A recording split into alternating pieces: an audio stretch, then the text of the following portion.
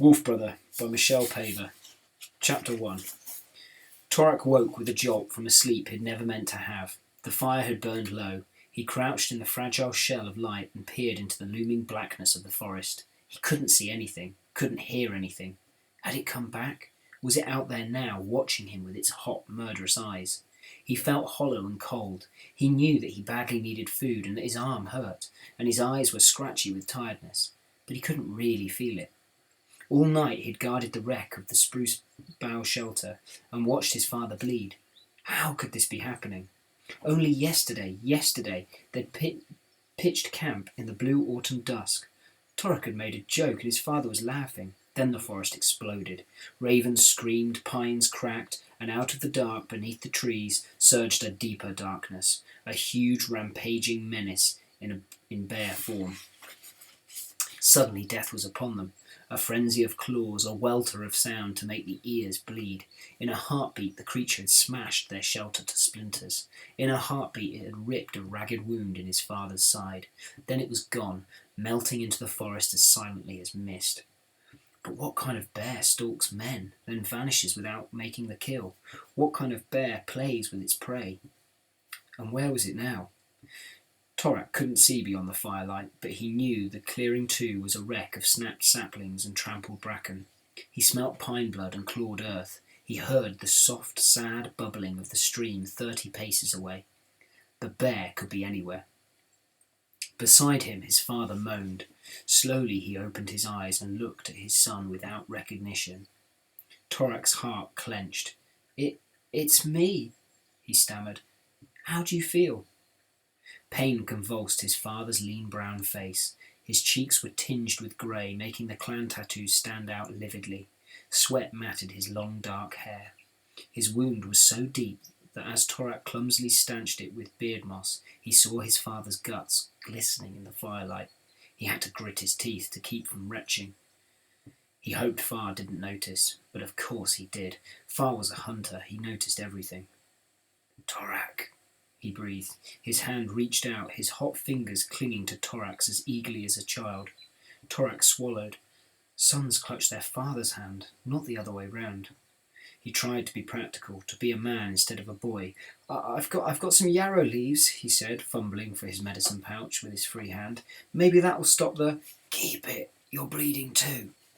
Doesn't hurt, lied Torak. The bear had thrown him against a birch tree, bruising his ribs and gashing his left forearm. Torak, leave. Now. Before it comes back. Torak stared at him. He opened his mouth, but no sound came out. You must, said his father. No, I can't. Torak, I'm dying. I'll be dead by sunrise. Torak gripped the medicine pouch. There was a roaring in his ears. Far! Give me what I need for the death journey. Then get your things. The death journey? No. But his father's face was stern. My bow, he said. 3 arrows. You keep the rest. Where I'm going, hunting's easy. There was a tear. Rewind. There was a tear in the knee of Torak's buckskin leggings. He dug his thumbnail into the flesh. It hurt. He forced himself to concentrate on that. Food, gasped his father. The dried meat. You take it all. Torak's knee had started to bleed. He kept digging. He tried not to picture his father on the death journey. He tried not to picture himself alone in the forest. He was only 12 summers old. He couldn't survive on his own. He didn't know how. Torak, move! Blinking furiously, Torak reached for his father's weapons and laid them by his side. He divided up the arrows, pricking his finger on the sharp flint points. Then he shouldered his quiver and bow and scrabbled in the wreckage for his small black basalt axe. His hazelwood pack had been smashed in the attack. He'd have to cram everything else into his jerkin or tie it to his belt. He reached for his reindeer hide sleeping sack. Take mine, murmured his father. You never did repair yours, and swap knives. Torak was aghast. Not your knife, you'll need it. You'll need it more. And it will be good to have something of yours on the death journey. Far, please, don't. In the forest a twig snapped. Torak spun round. The darkness was absolute. Everywhere he looked, the shadows were bear-shaped. No wind, no birdsong, just the crackle of the fire and the thud of his heart. The forest itself was holding its breath. His father licked at the sweat from his lips. "It's not here yet," he said. "Soon it will come for me, soon. Quick! The knives!" Torak didn't want to swap knives. That would make it final, but his father was watching him with an intensity that allowed no refusal. Clenching his jaw so hard that it hurt, Torak took his own knife and put it into his father's hand.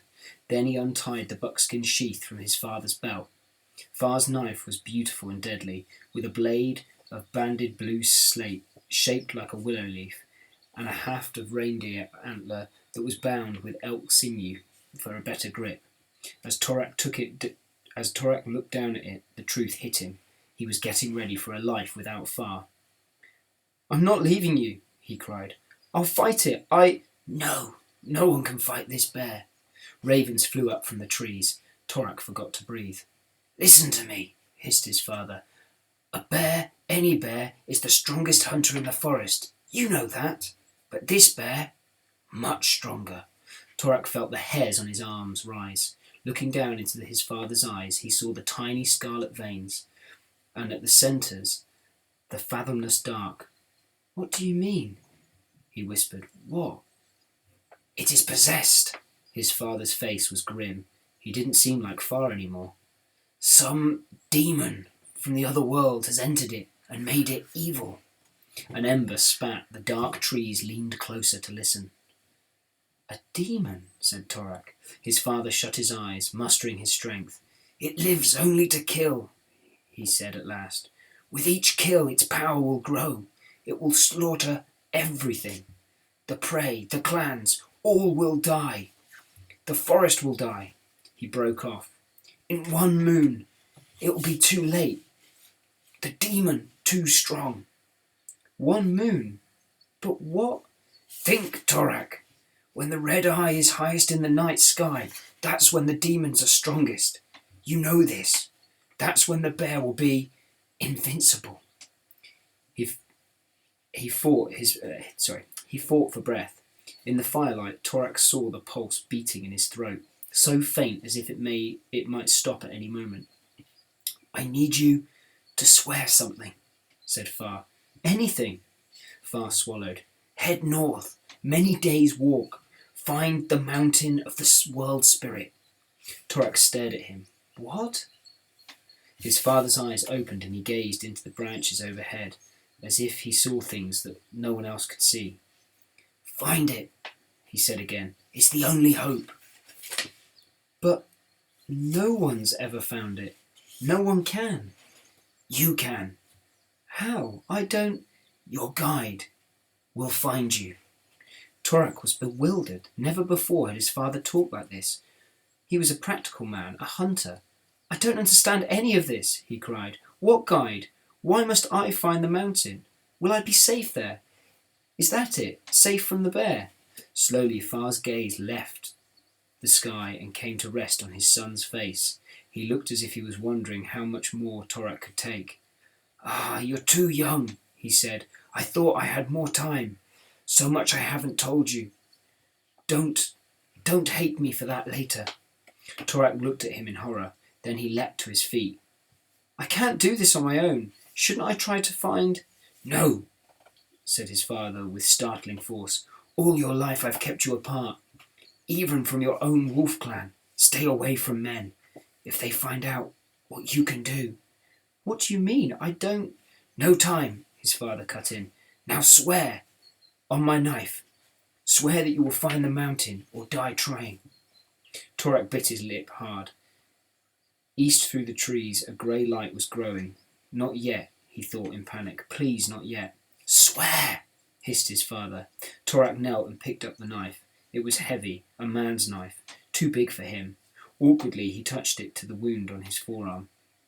Then he put it to his shoulder, where the strap of wolf fur, his clan creature, was sewn to his jerkin. In an unsteady voice he took his oath. "I swear, by my blood on this blade, and by each of my 3 souls, that I will find the mountain of the world spirit." or die trying. His father breathed out. Good, good. Now, put the death marks on me. Hurry! The bear, not far off. Torak felt the salty sting of tears. Angrily he brushed them away. I haven't got any orca, he mumbled. Take mine. In a blur, Torak found the little antler-tined medicine horn that had been his mother's. In a blur, he yanked out the black oak stopper and shook some of the red into his palm. Suddenly he stopped. I can. You can. For me. Torak spat into his palm and made a sticky paste of the dark red blood of the earth, then drew the small circles on his father's skin that would help the souls recognize each other and stay together after death. First, as gently as he could, he removed his father's beaver hide boots and drew a circle on each heel to mark the name soul. Then he drew another circle over the heart to mark the clan soul. This wasn't easy, as his father's chest was scarred from an old wound, so Torak only managed a lopsided oval. He hoped that would be good enough. Last, he made the most important mark of all, a circle on the forehead to mark the Nanook, the world soul. By the time he'd finished, he was swallowing tears. Better, murmured his father, but Torak saw with a clutch of terror that the pulse in his throat was fainter. You can't die, Torak burst out. His father gazed at him with pain and longing. Far, I'm not leaving you. Torak, you swore an oath. Again he closed his eyes. Now, you keep the medicine horn. I don't need it any more. Take your things. Fetch me water from the river. Then go. I will not cry, Torak told himself as he rolled up his father's sleeping sack and tied it across his back, jammed his axe into his belt, stuffed his medicine pouch into his jerkin. He got to his feet and cast about for the water skin. It was ripped to shreds. He'd have to bring water in a dock leaf. He was about to go when his father murmured his name. Torak turned. Yes, Far? Remember, when you're hunting, look behind you. I always tell you. He forced a smile. You always forget. Look behind you, yes? Torak nodded. He tried to smile back. Then he blundered through the wet bracken towards the stream. The light was growing, and the air smelt fresh and sweet. Around him the trees were bleeding, oozing golden pine blood from the slashes the bear had inflicted. Some of the tree spirits were moaning quietly in the dawn breeze. Torak reached the stream, where a mist floated above the bracken, and willows trailed their fingers in the cold water. Glancing quickly around, he snatched a dock leaf and moved forwards, his boots sinking into the soft red mud. He froze. Beside his right boot was the track of a bear, a front paw, twice the size of his own head, and so fresh that he could see the points where the long, vicious claws had bitten deep into the mud. Look behind you, Torak. He spun round. Willows, elder, fir, no bear. A raven flew down onto a nearby bough, making him jump. The bird folded its stiff black wings and fixed him with a beady eye. Then it jerked its head, croaked once, and flew away. Torak stared in the direction it had seemed to indicate. Dark yew, dripping spruce, dense, impenetrable. But deep within, no more than 10 paces away, a stir of branches. Something was in there, something huge. He tried to keep his panicky thoughts from skittering away, but his mind had gone white. The thing about a bear, his father always said, is that it can move as silently as breath. It could be watching you from 10 paces away and you'd never know. Against a bear, you have no defence. You can't run faster, you can't climb higher, you can't fight it on your own. All you can do is learn its ways and try to persuade it that you're neither threat nor prey. Torak forced himself to stay still. Don't run, don't run. Maybe it doesn't know you're here. A low hiss. Again the branches stirred. He heard the stealthy rustle as the creature moved towards the shelter, towards his father. He waited in rigid silence as it passed. Coward, he shouted inside his head. You let it go without even trying to save Far. But what could you do? Said the small part of his mind that could still think straight. Far knew this would happen. That's why he sent you for water. He knew it was coming for him. Torak! came his father's wild cry. "Run!" Crows burst from the trees. A roar shook the forest. On till Torek's head was splitting. "Fa!" he screamed. "Run!" Again the forest shook. Again came his father's cry. Then suddenly it broke off. Torek jammed his fist in his mouth.